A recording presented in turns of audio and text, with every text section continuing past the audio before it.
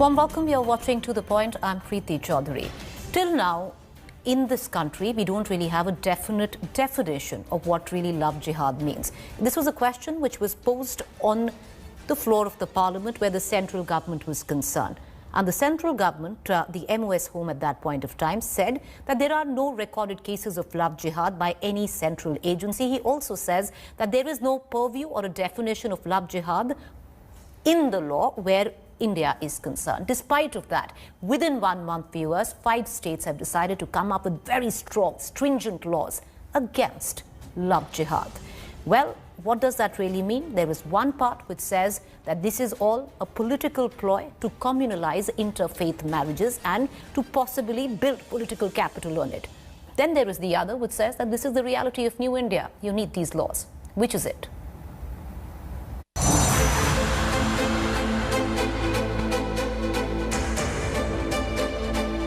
Love jihad, a political bogey to communalize interfaith marriages, or India's new religious reality? It's a debate on which the jury is still out.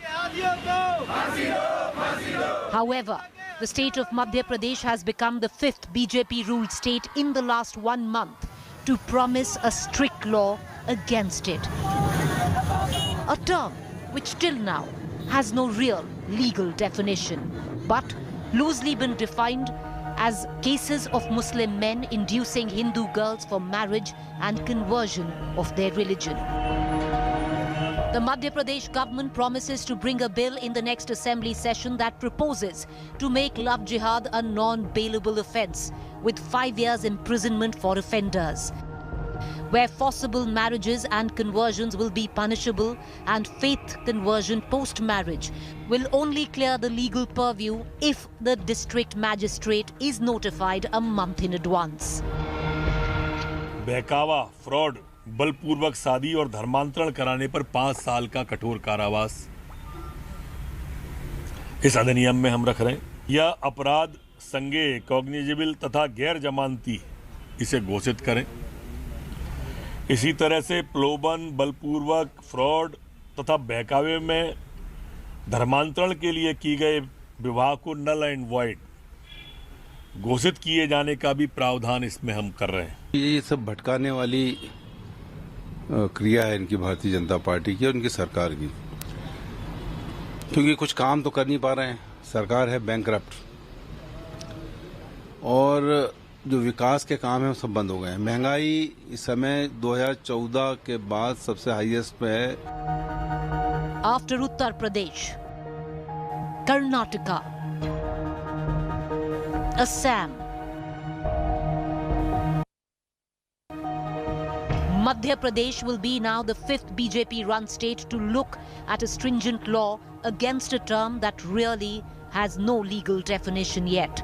When asked on the floor of the parliament, the centre in February this year denied any clear definition of the term or any case that had been reported by any central agency.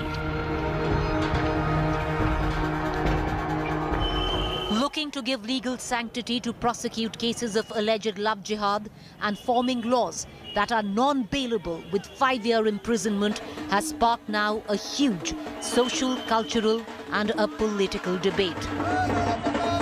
Are these laws against what many call the bogey of love jihad being framed to dissuade interfaith marriages?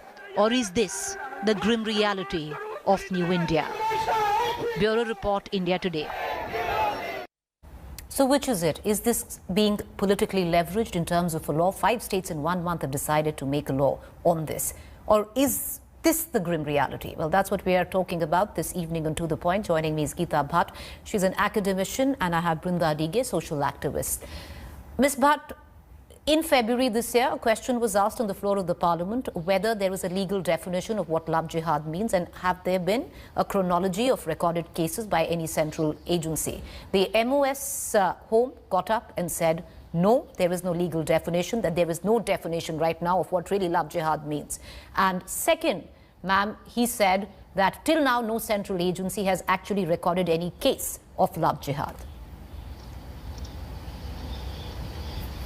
Preeti ji, You see, when we talk about love jihad, some people might think that this is something which does not exist, but in fact, contrary to that, there are many cases which have been reported, and since yesterday there have been a lot of conversation going on regarding the law, which many states have, they have said that they're going to come out a law regarding love jihad. There were, since last 6 months, there have been in the newspapers. I'm not talking about about any central agency, but in the newspapers there have been 68 cases which have been reported in 15 states. Maximum number of them report has come out from Uttar Pradesh. 32 cases which could be counted. There could be more also. Now, these cases, majority of them were there. I want to come in, and the reason I'm doing so is, Ms. Bhatt, I apologize, I'm interrupting you, but the reason I want to do it is, what is love jihad? Well, you see, if you give me a minute, I will just explain it to you. You see, there is a larger conspiracy of conversions, and when conversions are being done by many ways. One of them is trying to marry a non-Muslim girl.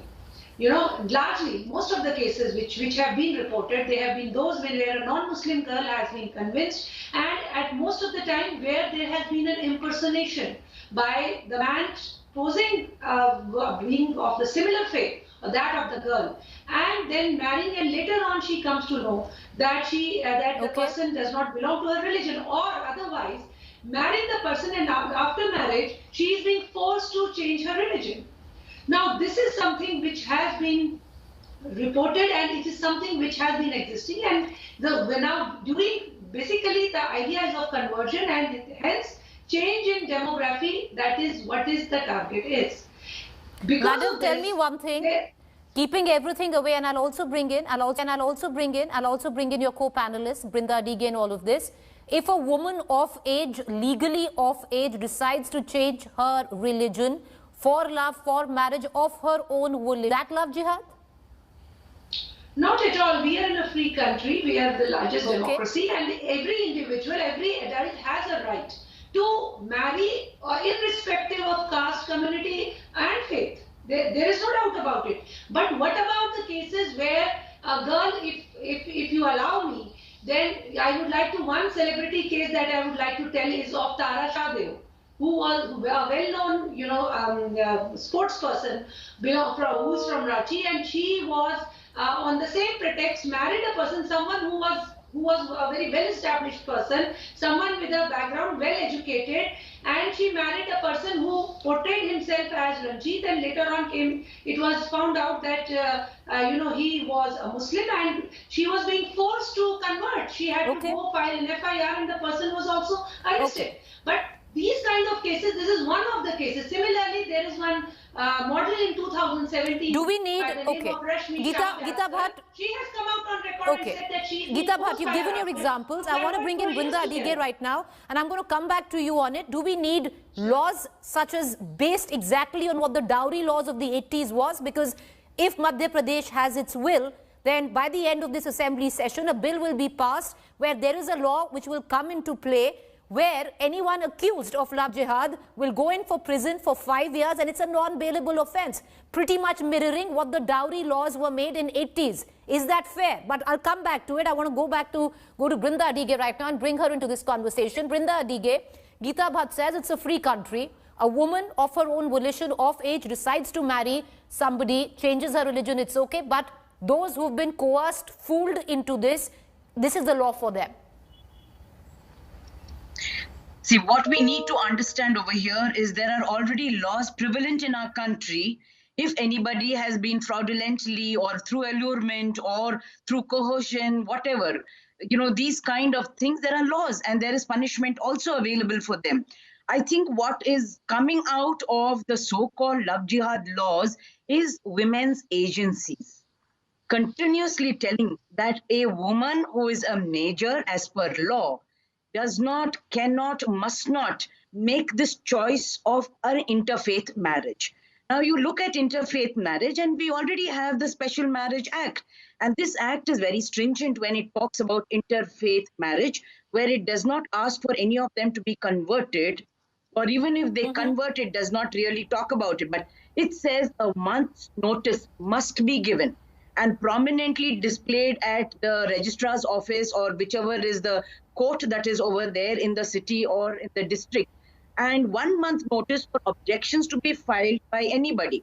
Now, why aren't couples getting into this marriage? Because this is an act that is already prevalent, is because that 1 month notice objections can be filed many times. You have heard, and we have heard, it's also there in the media, where couples fear harassment. Yes. Parents who object to interfaith marriage. And this is a choice made by an adult woman, a legally adult major woman. I think we need to ask ourselves this question: is it only for marriages?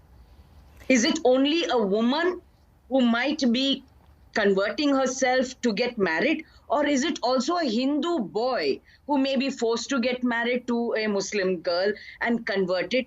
Or is it just for Hindu Muslims? Is it only for Hindu Christians? How is it? What is this love jihad that we are talking about? Because Brinda like Dighe, you mentioned, there is no definition. Right. The fact is, it's also deeply steeped in misogyny, because you are accepting the fact very readily and making a law where you accept that the girl has absolutely no agency. She has no self-will, and she's the one who will convert. So she's the one who's becoming a Muslim after being a Hindu. It has nothing to do with the boy. That possibly is one of the premises of it. But Geeta Bhatt, I'll bring you back into this conversation. Now, coming on to the law bit of it.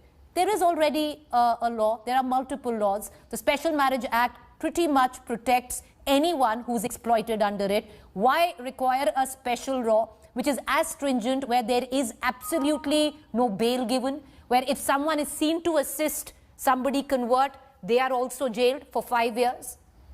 Is this for political gain, is what is being asked today?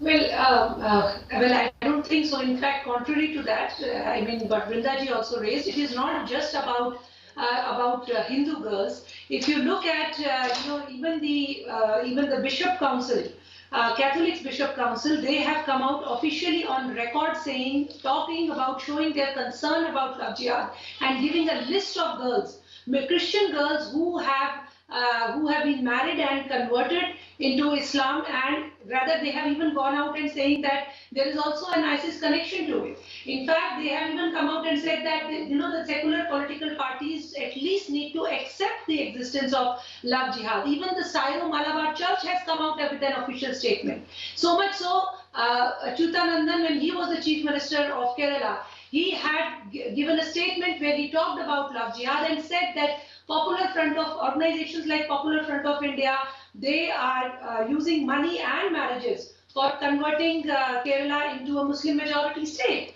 Even, Oman Chandi, when he was the Chief Minister, he had given in the Assembly of Kerala data that how many conversions have taken place, in the last couple of years. So it is not just that it is something which is being just talked in here. It is something which exists, and when it comes to forming a law for it, definitely we are in spirit and in constitution a secular country. So it has to be a religion neutral law.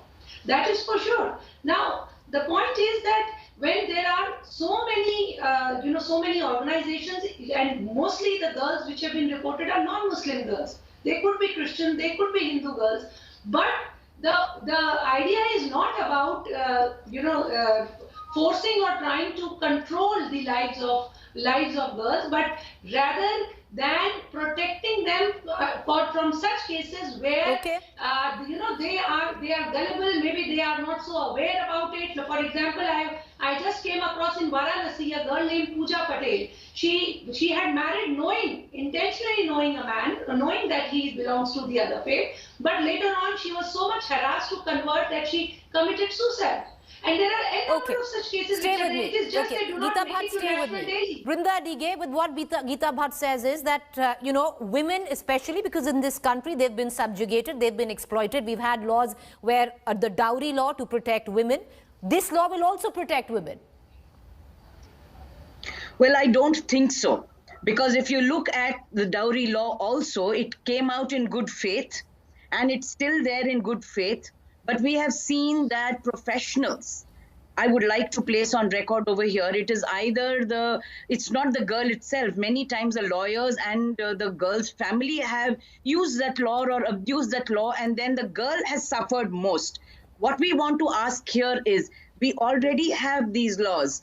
Where are these laws being correctly utilized by the state agencies, whether it is the police or whether it is the courts? Now, it is not being done in that manner. A. B, you talked about religion neutral. Now, if you use the phrase love jihad, there is no jihad in Buddhism, Jainism, or Christianity. So how would you define it, or how would you say that I'm protecting women who might go into it unknowingly? What about education to women, talking about all of these things? Because here I again look at it and say that there is some amount of control that is being, a large amount of control being exercised, where this woman cannot decide that she can fall in love and she wants to convert because she wants to have a harmonious life in that family wherever. 1 or 2 cases that have come up, and what you have talked about 60, 70 cases. So Right. what we are asking is, why have they not gone to the police and due process of law not exercised? Because we All right. already have a law for that. Okay, I want to bring in, Geeta Bhatt back as well. Geeta Bhatt, there is a very strong, line which seems to suggest that this law will completely dissuade interfaith marriages to take place at all. Because if you look at it, if somebody wants to convert of their own volition, they have to give a notice for 1 month. We've seen right now the kind of hardship, not just hardship, the kind of harassment that most interfaith couples have to go through, especially in small towns, at the hand of right-wing groups. You and I both know it. Well, you see, there could be some exceptions, but as Brindaji was, talking about the anti-dowry law, and how is it that at times that it has been exploited? Yes, there could be possibilities, but you, Preeti ji, please tell me one law which cannot be misused or exploited.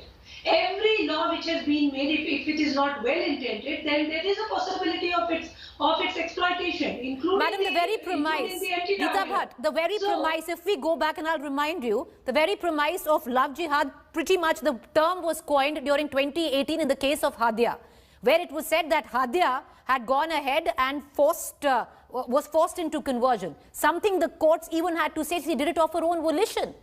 There'll be so many cases like this, madam. Well, you see, I said there could be such exceptions like the Hadia case, and this term has been coined much earlier, Preeti ji. It was, when it was again in Kerala, it was coined much earlier. And also, you see, the point is that yes, we need to sensitize the girls. We need to educate the girls about making an informed decision when it comes to marriage. All these things are absolutely true. But there are many, especially in rural India, there have been, like Brindaji was saying, why they are not going to the police. In Kanpur area itself, in the month of September, there were reported 11 cases. All right. Okay, I need to go into a quick break. Gone to FIR was filed. Okay, I'm sorry, I know, Brinda Adige, you want to come in? I'll give you quick 10 seconds, Brinda. I need to quickly close the show. Okay, the anti-dowry law, less than 10 to 15% so-called misused. But a large number of women suffered because of that misuse. Right. Here we are talking of fringe groups that will come in and say that they will take it upon themselves who I can love and fall in love and marry. And that's exactly what we don't want. Okay, I need to end this debate there. We're going to go into a quick break. Up next is Rahul Kamal. Stay with us. Hi everyone, Preeti Chaudhary here. Hope you like this video. For latest news and analysis, like and subscribe to the India Today YouTube channel. And don't forget to press the bell icon to stay updated. Thank you for watching.